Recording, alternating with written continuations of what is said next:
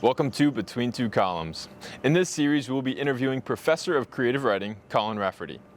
In this episode, we're going to get to know more about his research regarding the Vietnam War, the Holocaust, and all the U.S. monuments and presidents.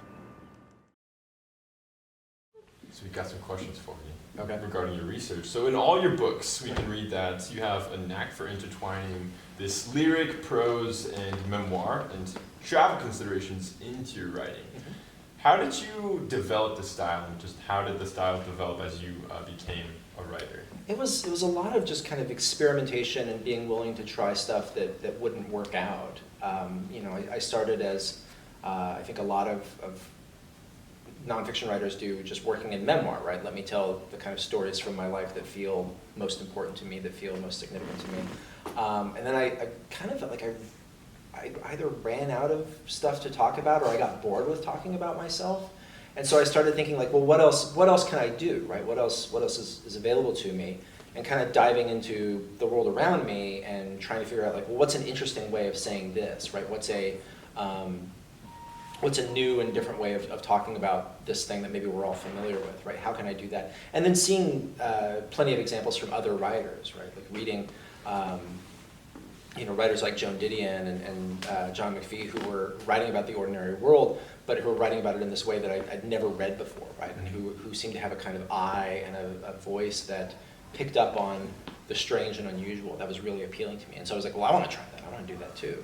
And so that's kind of how that came. And then it was just sort of through practice and repetition, right? And kind of just trying to do it as often as possible.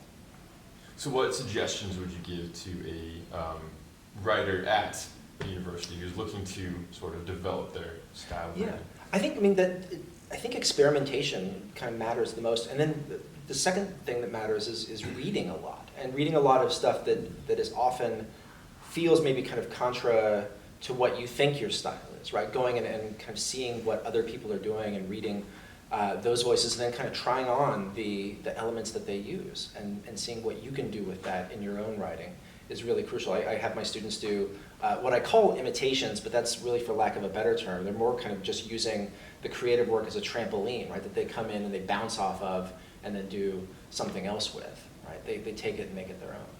I have a journalism professor who says that all art is stolen. Yeah. Would you agree with that? Yeah. Oh, yeah. To a certain non-plagiaristic extent. Maybe remixed is the better word, right? Yeah. I like that. So moving into some of your books, we're going to talk about Hallow This Ground. Your exploration of monuments, memorials, and historical sites around the world, as evidenced by your book, Hallow This Ground, suggests a deep engagement with the intersection of memory, history, and place. Could you share with us a touching or enlightening experience from your research that has influenced your understanding of how societies commemorate and reason with the past? Wow. Big question. I don't know if you need to repeat. Moved away from bagels. It's a really good question. I think for me, the kind of moment that crystallized a lot of things for me was that when I was working on the book, I got a grant to go anywhere in the world to do research for the book, and I went to Poland because I wanted to tour and see Holocaust memorials, right? To kind of see how maybe the biggest or one of the biggest traumas of the 20th century was being remembered at the beginning of the 21st century. And I went to Auschwitz, and I went to Warsaw and the site of the Warsaw Ghetto. But maybe the most affecting day for me was the day that I took a train about 2 hours north of Warsaw and went to the site of Treblinka, which was an extermination camp where about 750,000 people were murdered. And I got there, and I got to the train station, which is about maybe 15 miles away, and I had to kind of figure out how to get a taxi there.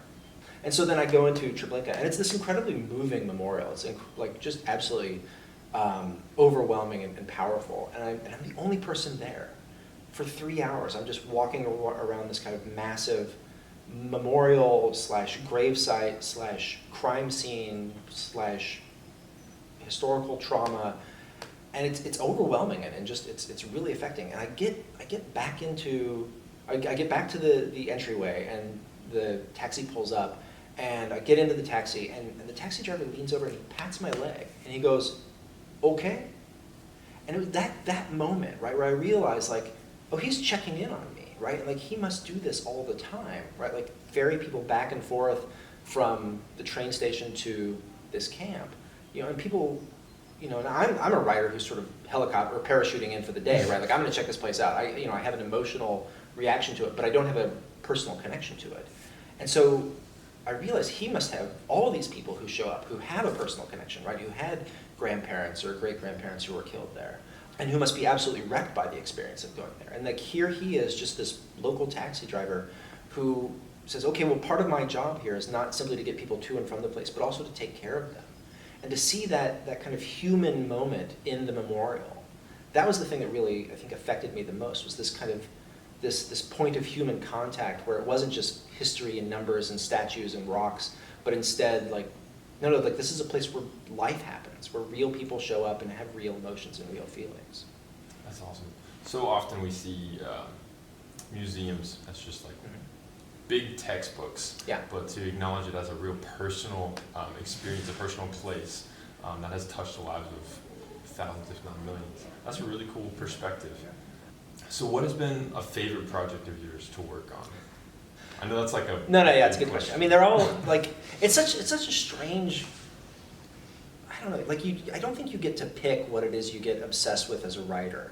And I look at, the stuff I've written and just kind of dives into, not dives, it's insulting to historians to say I dive into history. Like, it's more like a kind of doggy paddle across history. Very humble. Yeah. Well, I love writing, but, like, it's a, like, nonfiction's a way of being interested in everything without having to be an expert in everything, right? Like, Yep. it's that, jack of all trades, and then I get to write about it more. So I do get to do all this kind of amazing research into things, but because I'm interested in history and memory and the ways that we, both individually and collectively, deal with the past, I keep running into, like, trauma and sadness, right? Like, the first book was about monuments and memorials, second book was about presidents, the third book's about the Vietnam War. Like, I really would love it if my fourth book could be about, like, roller coasters or puppies or something like that, but it's just this kind of constant, like, thing that I find myself in of well, what's a terrible thing that happened, right? Like, I better learn about that. So the research is always fascinating me. It's not always, I'm not always fun at parties when people are like, what are you working on? I'm like, well, Book on the Holocaust. yeah, here's some sad stuff. But it's maybe the most fun I had was doing the research for the President's book, just because it made me really just an absolute killer at bar trivia. There's always a President's category, and I can always just be like, I got this. So is that what brought on the president's, the book about presidents? No, the book on presidents actually came from getting the job here, actually, because I started here in the fall of 2008, and I moved here from Alabama, which a state that is traditionally not in play in a presidential election. Yeah. But in 2008, for the first time in a long time, Virginia was in play. Like, there was like, oh, will it go Democrat? Will it go Republican? And I got here, and suddenly all these candidates are showing up, right? Obama and Biden both spoke on Ball Circle. Sarah Palin came and gave a speech downtown. And then I was driving around Virginia, and I just kept seeing signs like George Washington's Mount Vernon, right? Thomas Jefferson's Monticello, right? James Monroe Museum. I was like, all these things have happened here, right? All these people are around here. And then I had the realization, like, I can't name all the presidents. I had kind of like, I could do the first couple of in the middle, more recent ones, and I was like, I can't name all the presidents in order, and that seems wrong. I don't know if this is like the same part of me that was like student council president and an Eagle Scout maybe kicked in here, but I decided to learn about the presidents in the most inefficient way possible, which is I looked at the calendar and I realized there are about 44 months, this is in the summer of 2009, there are about 44 months until the next election. There had been 44 presidents. So if I read one presidential biography a month for 44 months, then I would learn about the presidents. And about halfway through that, I would tell people about this reading, this reading project, and about halfway through that, a friend of mine said, well, I hope you get a book out of it. And I was like, I don't know, I just want to be able to name all the presidents. And then the more, and maybe this ties in with kind of feeling like I was running out of things about myself to write about. I was looking for a way to kind of experiment with prose and to write more lyrically and to write things that were more experimental in nature. But I didn't want to write about myself. And so I was like, well, the presidents, they're fair game, right? They live their lives in the public eye. I can do something with this. So the presidents. So it was that launches as a wizard, it was a curiosity that became an obsession? Yeah, for sure, right? I mean, I have lived my career by Steve Martin's saying that obsession is a great substitute for talent. That's a fair point. Yeah. I have to admit that. Well said. So, how do you approach the challenge of diving into such diverse topics? Because we think about the Holocaust, the presidents, and the Vietnam War. Yes, they're all historical. They have to do with world history, just in general. But how do you navigate just like changing between? Do they tend to mix together? Like, do you see where the lines are blurred between the different projects? Or oh yeah, certainly. I mean, the Vietnam project that I'm working on now came out of the Monuments book, which I was up in D.C. and went to the Vietnam Veterans Memorial and thought, this is an amazing memorial, but the kind of engine of it is built on this notion of connection, right? You go and find the name of the person you knew, right? Your uncle or your brother or friend or whoever. And then I thought, well, in 50 years, right, like it doesn't work that way anymore, right? Like, and so I realized we're on this kind of verge of losing a lot of memory about the guys who were killed in Vietnam. And so I thought what I could do, because I don't have any personal connection to Vietnam. My dad received a draft letter, went for his draft physical, and basically got out of it because he had hay fever and a note from his doctor, which is wild. But I decided that what I would do is I could pick a name at random from the wall, and then I could try to find out as much as I could about this one guy, right? One guy out of almost 56,000 names. And by doing that, I could maybe illustrate how much we're on the verge of losing. So that came directly from the Monuments Project, right? Because I was already thinking about like how do we remember things? What happens when we forget things? How does a memorial help us remember? How does a memorial help us forget? And so it just kind of led into that. Now I'm kind of chasing stuff around the country and the world, like tracking down what I can from this guy's life story. Can you elaborate on how a memorial helps us forget? Sure.